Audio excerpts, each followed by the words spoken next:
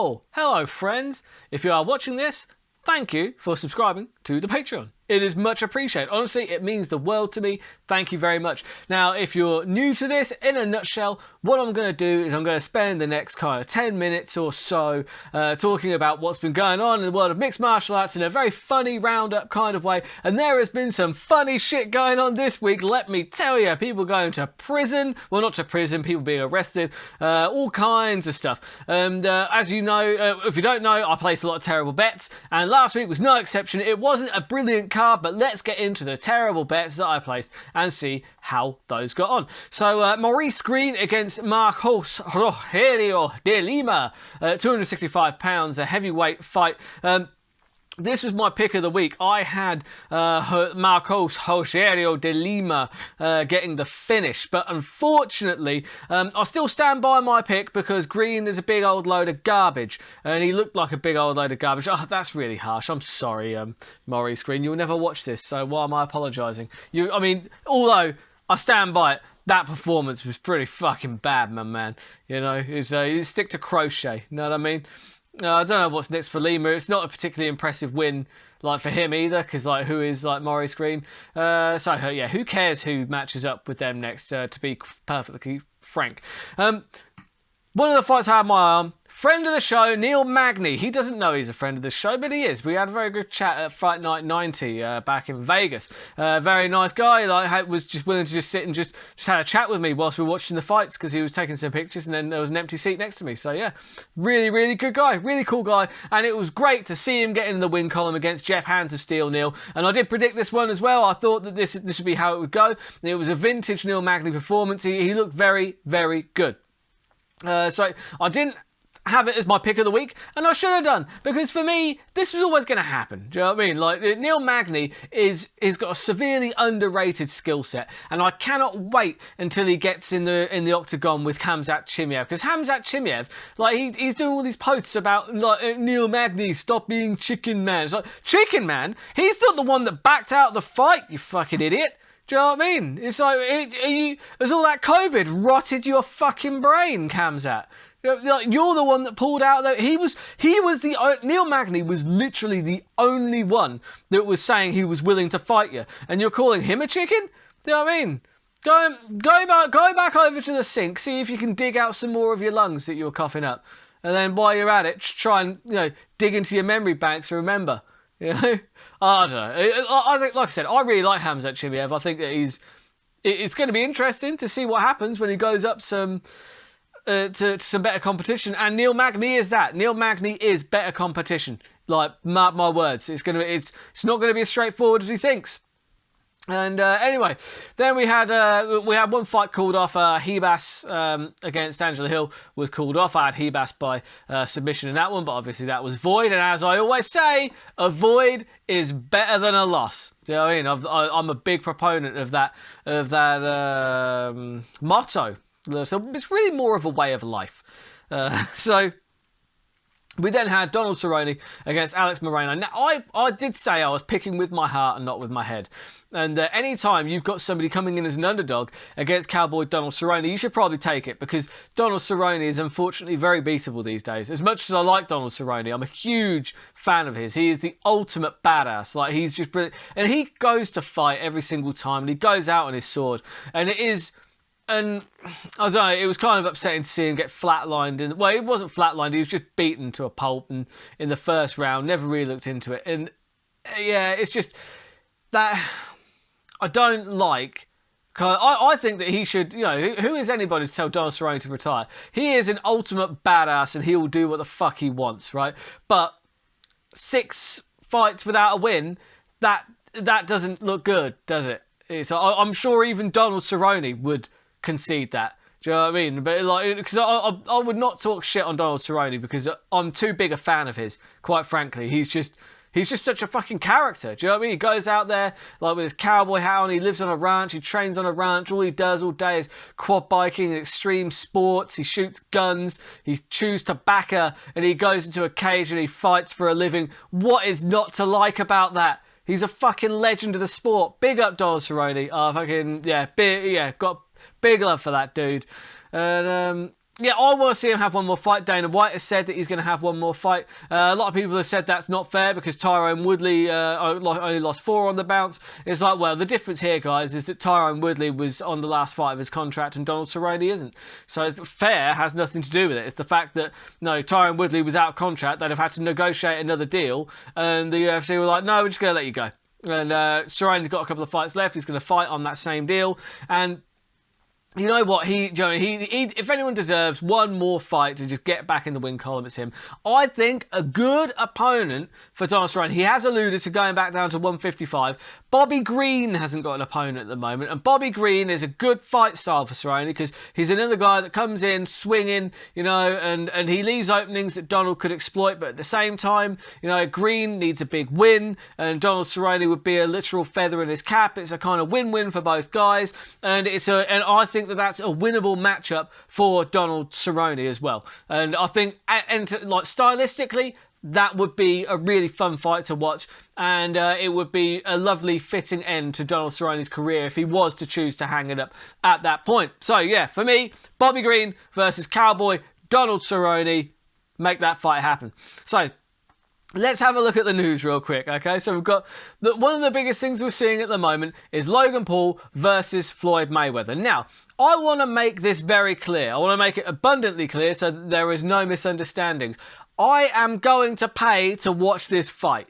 I am actually going to pay to watch it. Now I know what you're thinking. The whole Triller thing is a fucking circus. It's an exhibition bout. It doesn't mean anything. Well, I'll tell you. I'll tell you something.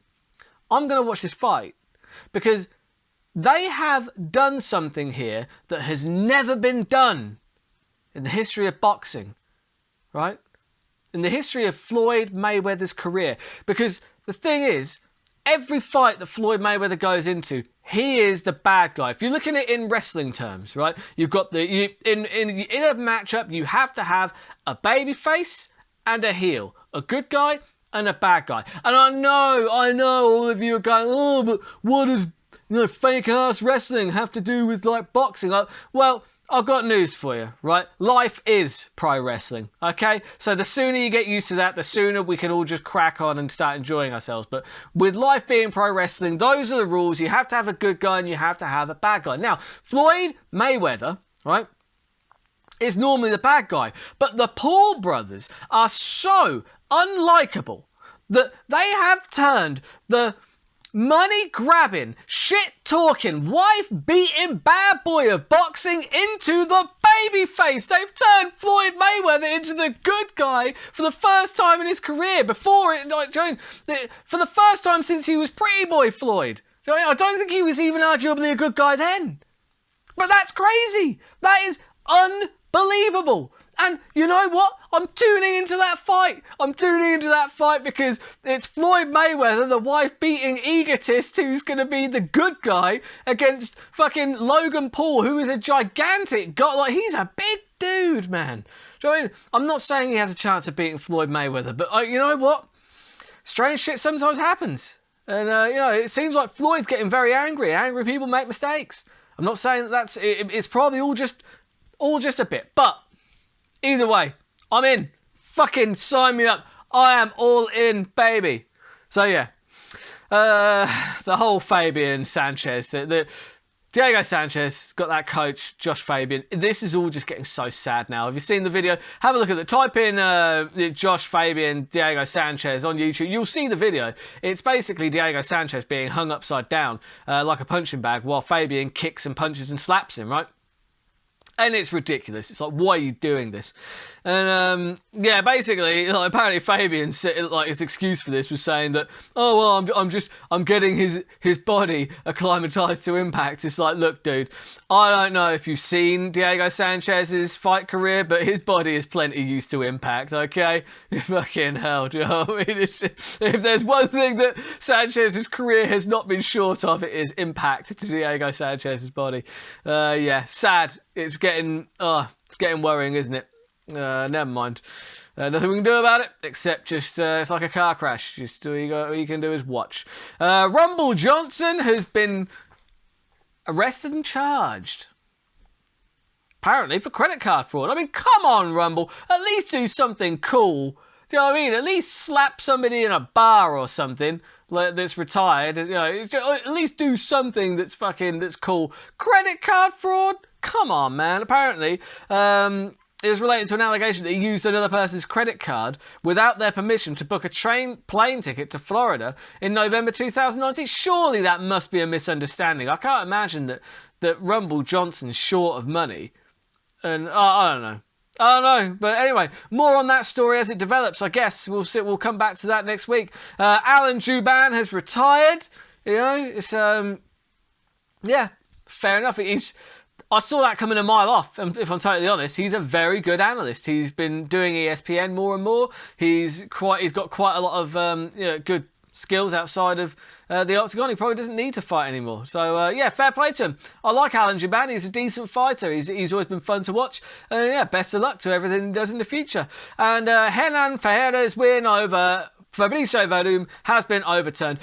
Basically, in the PFL, I don't know if you saw it last week, Fabricio Volcan fought that Hernan Ferreira, and it was weird, right? Because okay, he did kind of tap. Basically, there was the allegation that Ferreira tapped, and then the fight, the referee didn't see it. The fight kept going, but it was kind of half a tap, and Burnham's saying that he loosened the hold and that's how he got out the hold. It's like, but if you look at the sequence, that's not what happened, right? He did this kind of half tap thing, and then Fabricio Volcan, if anything, he tightened the hold. And then then Hernan just kept on kind of like hitting him, and then eventually got a couple of good ones in, and then knocked Volcan out. So now I'm a huge fan of Fabricio Volcan, and I'm glad that they overturned it because hopefully they'll run it back. However, I'm not quite sold on the whole, he tapped and that's what made me loosen the hold. It's like, that's not what I saw. I can only go on what I can see. The actual timeline of it was he did the little kind of, it was only 2 taps. He did the kind of 2 taps, and then he immediately kind of went back to punching. But if anything, he tightened the hold. He didn't loosen it. So I don't know. Either way, I'll take Fabricio at his word. I really will.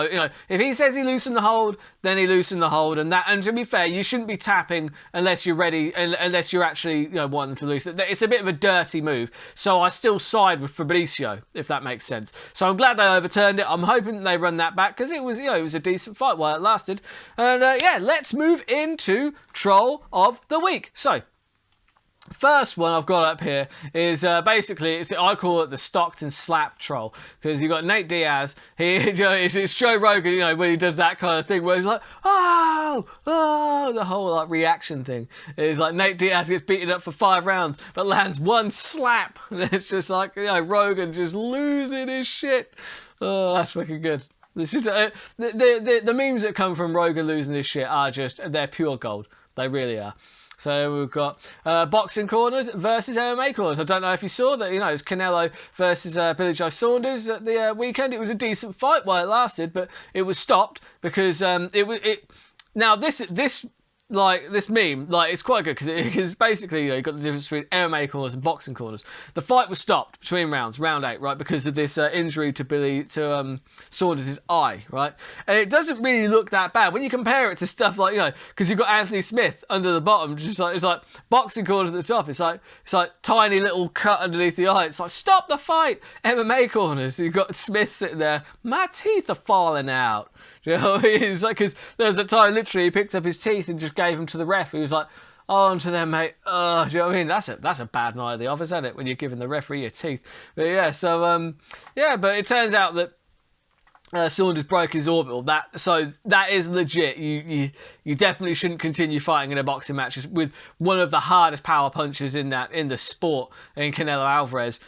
So yeah, fair play to Saunders. And then we've got hard to swallow pills for McGregor fans. I quite like McGregor, but this is I don't know. When you look at it in these terms, it's not. These are hard to swallow pills. Hard to swallow pills. Conor has 1 win in 4 years against Cowboy, who has 5 losses since 2019.